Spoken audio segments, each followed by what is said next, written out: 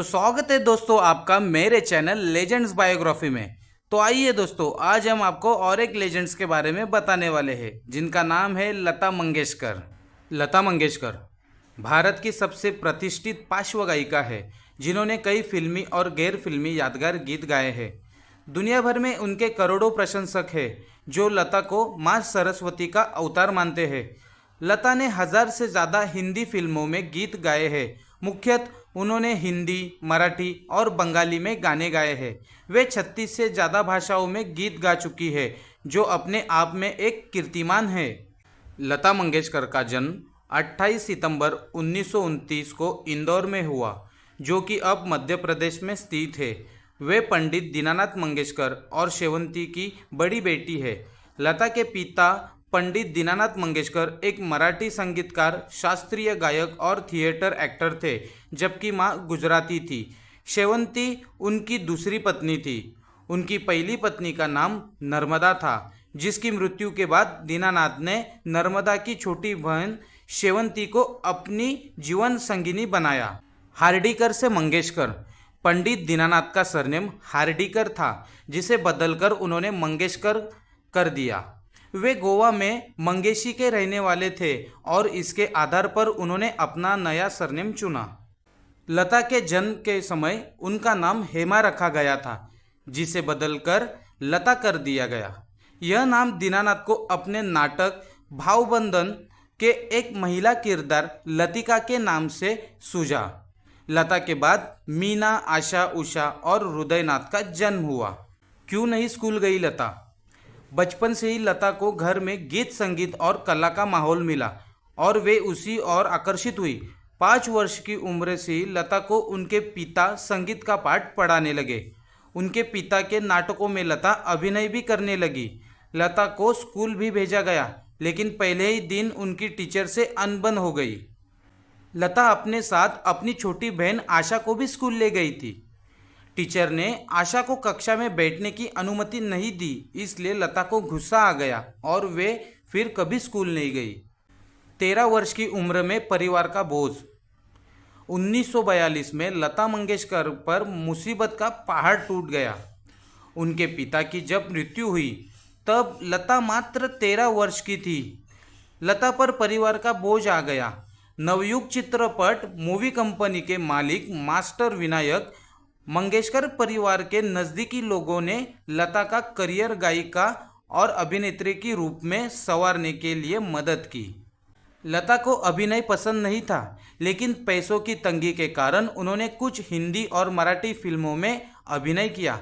मंगला गौर 1942, माझे बाल 1943, गजभाऊ 1944, बड़ी माँ 1945, जीवन यात्रा 1946 जैसी फिल्मों में लता ने छोटी मोटी भूमिकाएं अदा की।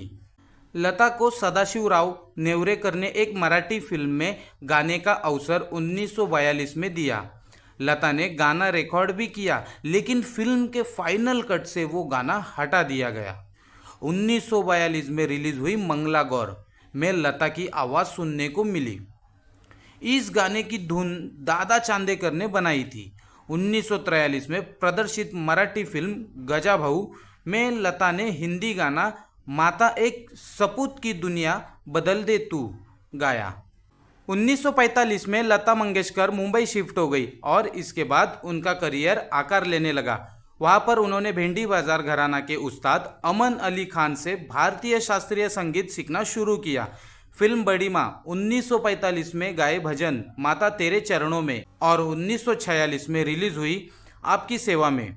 लता द्वारा गाए गीत पाय लागू कर जोरी ने लोगों का ध्यान लता की ओर खींचा।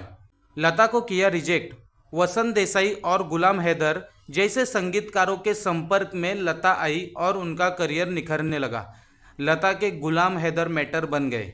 वे लता को दिग्गज फिल्म निर्माता शशधर मुखर्जी के पास ले गए, जो उस समय शहीद 1948 नामक फिल्म बना रहे थे। हैदर ने लता को लेने की सिफारिश मुखर्जी से की। लता को सुनने के बाद मुखर्जी ने यह कहते हुए लता को लेने से इनकार कर दिया कि लता की आवाज़ बहुत पतली है। इससे हैदर भड़क गए। वे लता की प्रतिभा को पहचान चुके थे। उन्होंने कहा कि आने वाले दिनों में लता छा जाएगी और ये सारे निर्माता निर्देशक लता के चरणों में गिरकर लता से अपनी फिल्मों में गाने की मिन्नतें करेंगे। गुलाम हैदर ने लता से मजबूर 1948 में एक गीत दिल मेरा तोड़ा मुझे कहीं का ना छोड़ा गवाया। यह गीत लता का पहला हिट माना जा सकता है। गुलाम हैदर ने लता में जो प्रतिभा देखी थी इसका जिक्र अक्सर लता करती रही है। लता के अनुसार गुलाम हैदर उनके सही मायनों में गॉडफादर थे और उन्होंने लता की प्रतिभा में पूरा विश्वास था। खुद की शैली लता ने की विकसित। लता जब पार्श्व गायन के क्षेत्र में अपना करियर बना रही थी तब नूरजहां, शमशाद बेगम जैसी गायिकाओं का बोलबाला था। लता पर भी इन गायिकाओं का प्रभाव था और वे उसी शैली में गाती थी। लता समझ गई कि यदि उन्हें आगे बढ़ना है तो अपनी शैली विकसित करनी होगी और उन्होंने यही किया। उन्होंने हिंदी और उर्दू के उच्चारण सीखे। आएगा आने वाला से नहीं देखा पीछे मुड़कर 1949 में एक फिल्म रिलीज हुई महल। इसमें खेमचंद प्रकाश ने लता से आएगा आने वाला गीत गवाया जिसे मधुबाला पर फिल्माया गया था। यह गीत सुपरहिट रहा। इस गीत ने एक तरह से ऐलान कर दिया कि आएगा आने वाला आ चुका है। यह गीत लता के बेहतरीन गीतों में से एक माना जाता है और आज भी सुना जाता है। इस गीत की कामयाबी के बाद लता ने फिर पीछे मुड़कर नहीं देखा। 1950 से 1970 का बेहतरीन दौर। 1950 से 1970 का दौर भारतीय फिल्म संगीत के लिए बेहतरीन माना जाता है, जब एक से बढ़कर एक गायक, संगीतकार, गीतकार और फिल्मकार थे। सबने मिलकर बेहतरीन फिल्में और संगीत रचा और लता मंगेशकर के स्वरों में ढल कर एक से बढ़कर एक गीत सुनने को मिले। तो दोस्तों, आपको कैसी लगी लता दीदी की बायोग्राफी? अगर आपको वीडियो अच्छी लगी हो तो वीडियो को लाइक, शेयर और चैनल को सब्सक्राइब ज़रूर करें।